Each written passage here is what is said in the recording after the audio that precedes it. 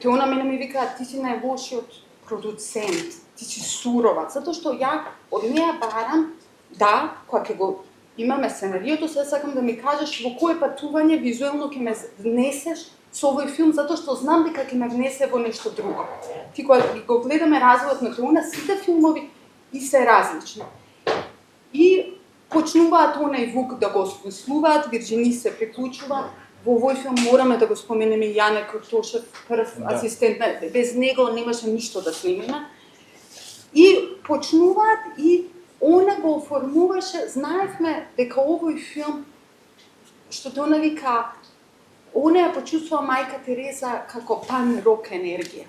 И ќе видите во филмот има делови, нарацијата е многу убава, ти многу ја пратиш, ликовите се толку важни, но визуелно е, за мене нешто што е, прво е многу добро снимено, али незината режисерска палка и визуелен јазик во овој филм е различен.